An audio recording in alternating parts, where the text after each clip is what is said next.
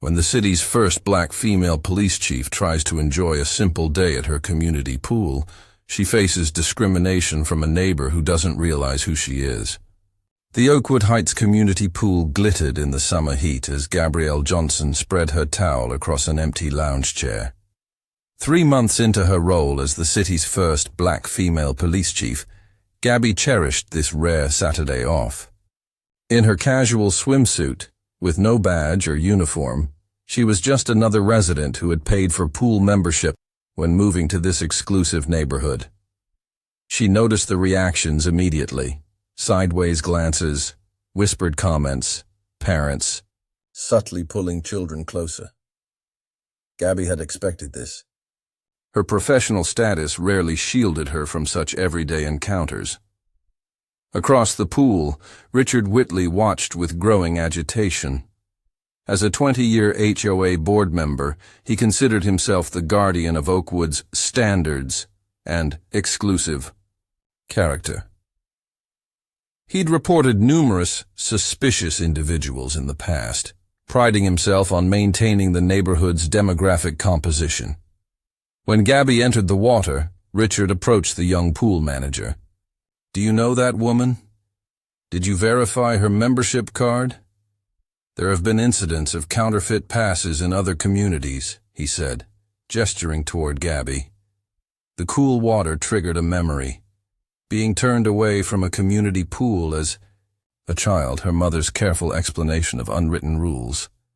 Gabby had promised herself that, with her new position, came a responsibility to address discrimination differently. As she swam, she noticed a young mixed-race girl watching the interaction between Richard and the manager with visible anxiety. When their eyes met, an understanding passed between them. Gabby took a deep breath and swam toward Richard. Some battles, she decided, were worth fighting. Water dripped from Gabby's shoulders as she climbed the pool steps. She had barely reached her towel when Richard Whitley appeared in her path, the pool manager trailing reluctantly behind him. "Excuse me," Richard said, his voice carrying across the suddenly quieter pool deck. "I need to see your membership card." Conversations around them dwindled as heads turned. Gabby took her time patting her face dry, using the moment to compose herself. She'd recognized the approaching confrontation from the water, had expected it from the moment she'd arrived. "May I ask why?" she said finally, her voice measured. "Standard procedure," Richard replied, though his tone suggested otherwise. "We've had problems with non-residents using our facilities." The pool manager, Ben, according to his name tag, shifted uncomfortably from one foot to another. "Mr. Whitley is on the HOA board," he offered, as if that explained everything. Gabby looked around at the dozens of other swimmers. "Are you checking everyone's membership today or just mine?" A muscle twitches in Richard's jaw. "We have the right to verify membership at any time. It's in the bylaws." "I understand," Gabby said, reaching for her small waterproof pouch hanging from the lounge chair. She removed her membership card and held it up. "Here you are."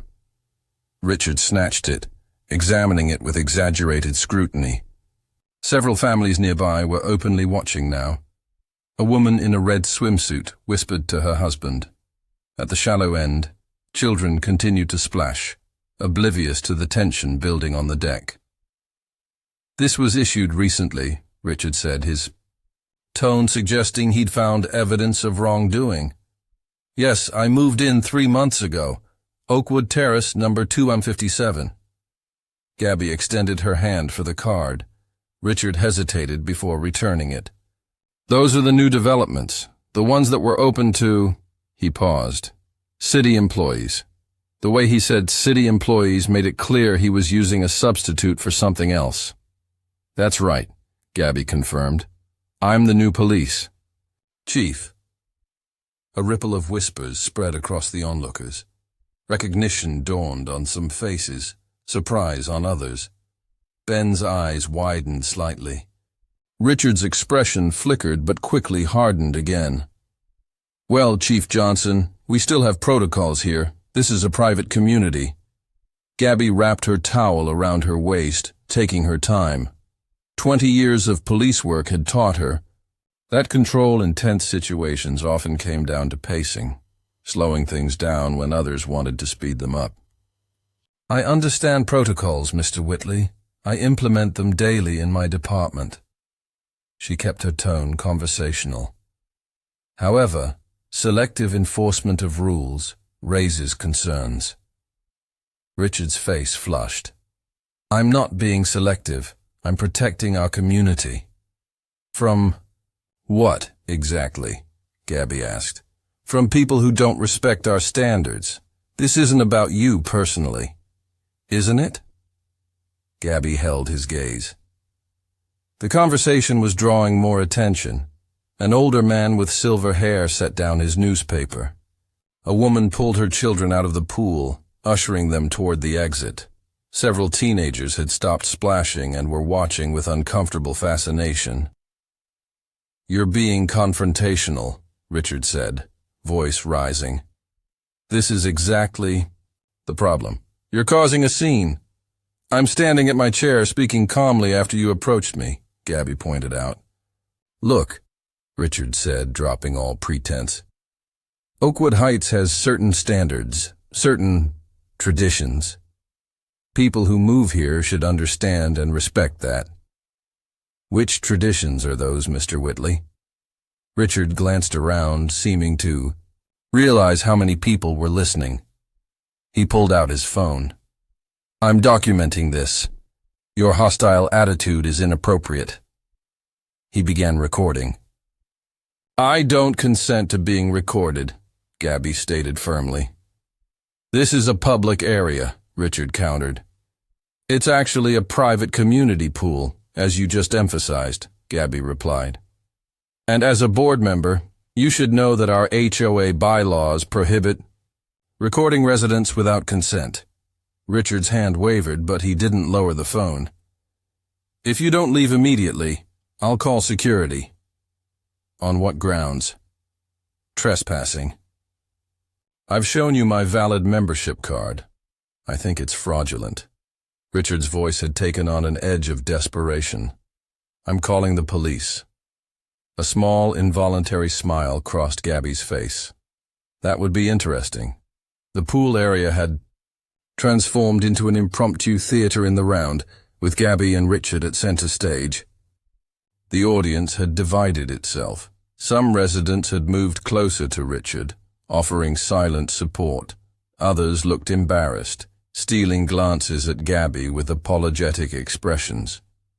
Many simply pretended to be absorbed in books or conversations, avoiding involvement entirely. Near the snack bar, the young mixed-race girl Gabby had noticed earlier watched with visible distress. Her mother, a woman with straight brown hair and anxious eyes, tried unsuccessfully to distract her with a popsicle. Richard, that's quite enough, called an elderly woman in a flowered swim cap, approaching with the help of a cane. You're making a spectacle of yourself. Stay out of this, Eleanor, Richard snapped without looking at her. This is official HOA business. I've been on the board longer than you, Eleanor retorted, and I don't recall authorizing membership checks. Richard ignored her, focusing back on Gabby. I'm asking you one more time to leave voluntarily. Ben, the pool manager, finally stepped forward. Mr. Whitley, maybe we should... You should be backing me up here, Ben, Richard interrupted. Your job is maintaining the standards of this facility. Ben's gaze darted between Richard and Gabby. I'm trying to keep the peace, sir. From the growing crowd, a woman with dark hair and sunglasses stepped forward, phone raised. I'm recording too, she announced, just to ensure everyone's account is accurate. Richard spun toward her. Sarah, this doesn't concern you. I disagree, Sarah replied calmly. As a resident and dues-paying member, how our community conducts itself concerns me greatly. Beneath Gabby's composed exterior, competing imperatives battled for dominance. The police officer in her catalogued the escalating situation clinically. Potential charge of harassment, discriminatory enforcement, possible civil rights violations. The private citizen in her felt the familiar burn of indignity, the exhaustion, of once again having to justify her presence in a space where others moved freely. 20 years of navigating predominantly white institutions had given her an intimate understanding of these moments, how they could either trap you or transform you. Each response carried weight, react too emotionally, and you reinforce stereotypes. Remain too passive, and you enable discrimination. She thought of her swearing-in ceremony 3 months ago. "I will enforce the law equally and fairly for all citizens," she had promised. That commitment didn't end when she removed her uniform. Gabby glanced at the mixed-race girl, still watching wide-eyed. What lesson would this child take from today? Should harassment be tolerated? That standing up meant making a scene? The girl's expression mirrored Gabby's own childhood confusion. That destabilizing moment when you first realize some people see your existence as an intrusion.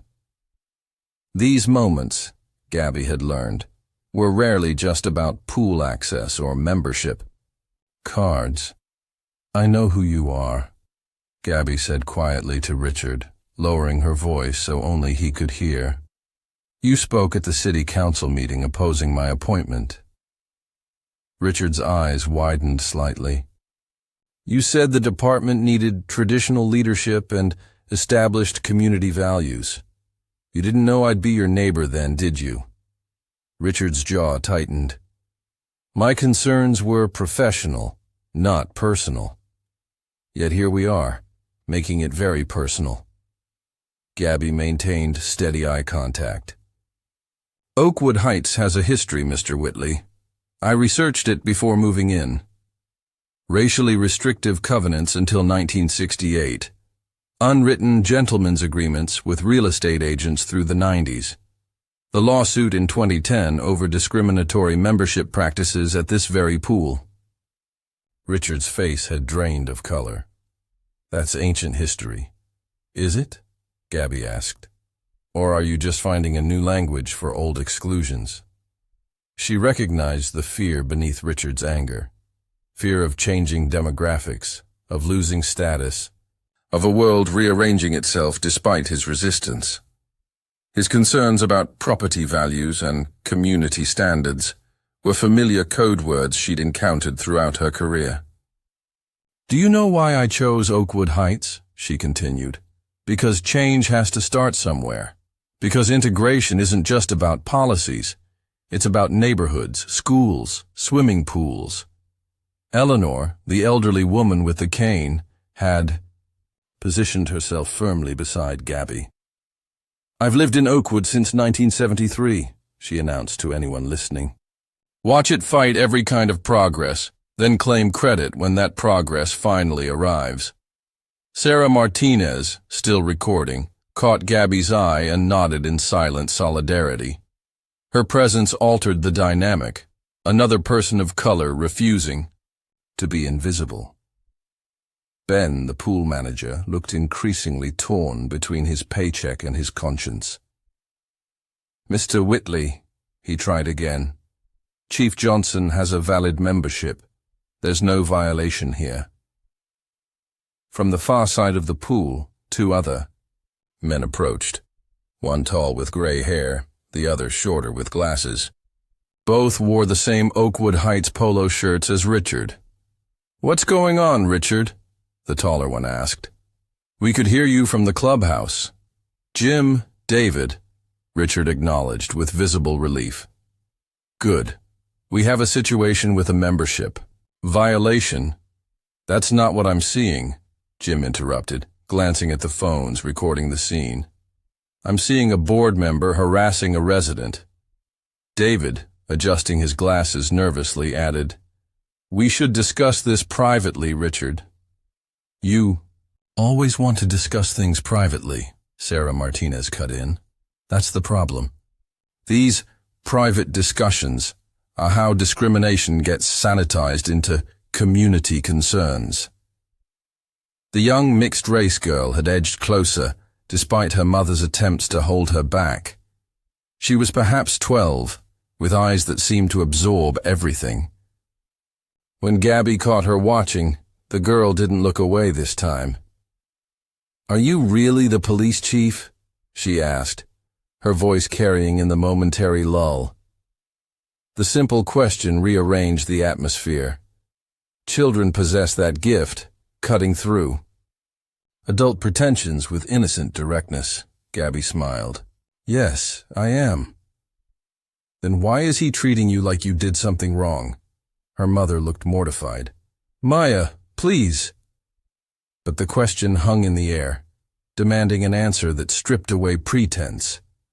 At that moment, Richard Whitley was no longer facing just Gabby Johnson. He was facing his neighbors, fellow board members, an elderly woman with stern eyes, and a child whose simple question laid bare what everyone was witnessing. Richard's face had turned a dangerous shade of red. Cornered by Maya's innocent question and the growing disapproval of his neighbors, he fumbled for his phone again, fingers shaking slightly. "That's it. I've been more than patient." He jabbed at the screen, turning away from the crowd. "Yes. 911. I need to report a trespasser at Oakwood Heights Community Pool. She's refusing to leave private property and becoming aggressive." Gabby raised an eyebrow at aggressive, but remained still, arms folded across her chest. The characterization was absurd given her calm demeanor, but she'd heard worse misrepresentations during her years on the force. "Yes, I've asked her repeatedly to leave," Richard continued into the phone, his voice rising to ensure everyone heard his version. "The pool manager has confirmed she doesn't have valid membership." Ben started to protest, but Richard waved him off. "We have real residents here who deserve protection," Richard said, his grip on composure slipping. "These people think they can just invade our spaces and—" Eleanor thumped her cane on the concrete. "Richard Whitley, I've known you since you were in swim diapers. You should be ashamed." Richard ignored her, finishing his call and turning back to face Gabby. All pretense had evaporated in the heat of his frustration. "People like you should stick to your own areas of town. That's how things work best for everyone." A collective gasp rippled through the crowd. The statement hung in the air, its naked prejudice impossible to reinterpret or excuse. "Did he just say what I think he said?" Someone murmured. Sarah's phone remained steadily recording. "Yes, he did, and now we all heard it." "That's completely unacceptable," called Jim, the gray-haired board member. "Richard, you need to stop this immediately." "You don't speak for this community," added a woman in a blue cover-up who had been silent until now. "My family didn't move to Oakwood for exclusion." "My kids are listening to this," said another father, moving to stand beside Gabby. "This isn't the example I want for them." The pool area had transformed. What began as uncomfortable observation had become active participation, with residents choosing sides openly. Richard stood increasingly isolated as neighbors stepped away from him, their silence no longer complicity but judgment. A police cruiser pulled into the parking lot, visible beyond the pool fence. Two officers in uniform approached the gate, expressions shifting from professional neutrality to surprise as they surveyed the scene. "Chief Johnson?" The taller officer, Officer Rivera, recognized Gabby immediately. "Everything okay here, ma'am?" "Officers," Gabby acknowledged with a nod. "I'm fine, thank you." Richard's mouth opened, then closed, his eyes darting between Gabby and the officers who clearly knew her. "Chief Johnson?" he repeated weakly. "Yes, Mr. Whitley. As I mentioned earlier, I'm the new police chief. Gabby's voice remained level. Though today I'm just a resident trying to enjoy the pool. Officer Chen, the second officer, scanned the crowd. We received a call about a disturbance and a trespasser. The silence was deafening. That appears to have been a misunderstanding, Gabby said, reaching for her small waterproof pouch. She removed her membership card and beside it, her police ID. She held both up for anyone still uncertain. I'm both a member of this community pool and the chief of police. Occasionally I get to be off duty. Understanding rippled through the remaining residents who hadn't known her identity. Richard's face had drained of all color, the reality of his situation sinking in. He had called the police on the police chief. "Chief Johnson," he stammered. "I had no idea. This was just a routine membership check." "Was it routine when you called my presence an invasion?" Sarah asked, lowering her phone. "Or when you told the chief to stick to her own areas of town?" Officer Rivera turned to Richard. "Sir, is there an actual disturbance we need to address?" No, Richard backpedaled frantically. "This was all a simple misunderstanding. I was just doing my duty as a board member." "By racial profiling?" Elena asked sharply. I didn't. Richard looked desperately around for support, but found none. Gabby stepped forward then, the subtle shift in her posture transforming her from target to authority. Though still in her swimsuit with a towel around her waist, her presence commanded attention. Years of managing crisis situations had taught her to recognize pivotal moments. This was one. "Officers, thank you for responding," she said. "There's no emergency here, but I appreciate your prompt arrival." She turned to address the gathered community, her voice carrying across the now silent pool area. "What happened here? Today isn't just about a membership card or pool access. It's about assumptions. Who belongs in certain spaces and who doesn't. Who gets questioned and who moves freely." She paused, letting the words settle. As both a law enforcement officer and a black woman, I see these dynamics from multiple perspectives. The same profiling that led to today's confrontation affects how police interact with communities, how neighbors treat each other, and how our children understand their place in the world. Faces around the pool reflected varying emotions: shame, recognition, defensiveness, and in some, particularly the younger residents, dawning understanding. I moved to Oakwood Heights because integration isn't something that happens automatically. It requires people to coexist in the same spaces, schools, neighborhoods, swimming pools, and work through the discomfort that sometimes brings. Maya, the young mixed-race girl, had edged closer, drinking in every word. Her mother no longer tried to pull her back. "Mr. Whitley," Gabby continued, "I won't be pressing harassment charges today, though the option remains open." Richard's relief was palpable but short-lived.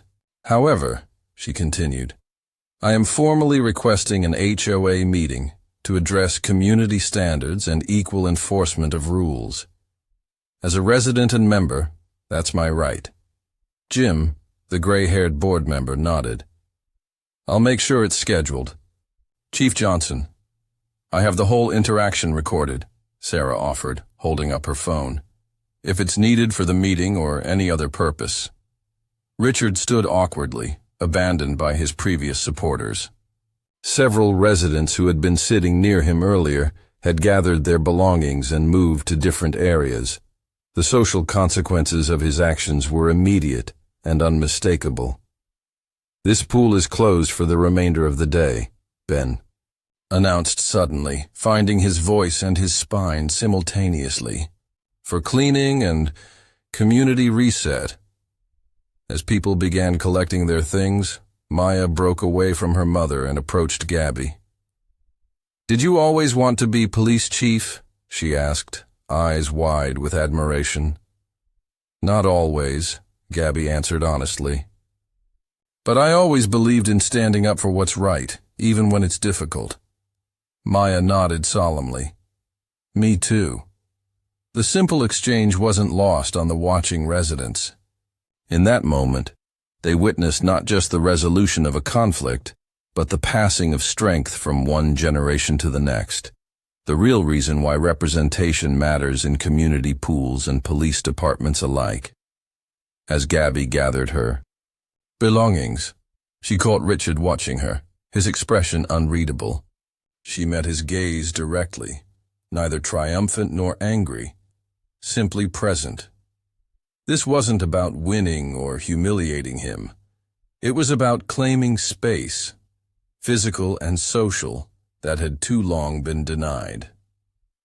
Some lessons couldn't be taught through words alone.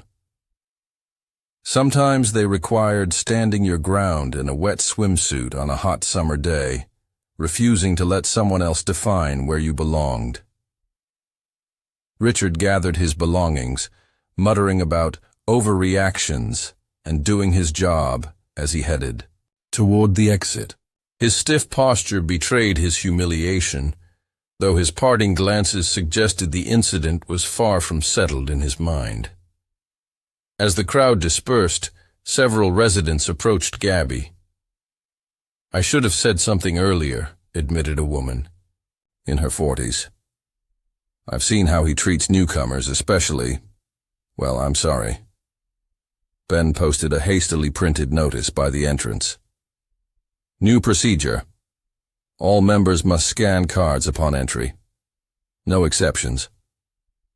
Sarah Martinez exchanged phone numbers with Gabby, joined by Eleanor and 2 other families. "We're having a barbecue next weekend," Sarah offered. "Nothing fancy, but we'd love to have you." As Gabby finally settled back into her lounge chair, she noticed Maya watching her from across the now quiet pool. The girl gave her a small thumbs up. Sometimes, Gabby thought, a day off turned out to be exactly what the community needed.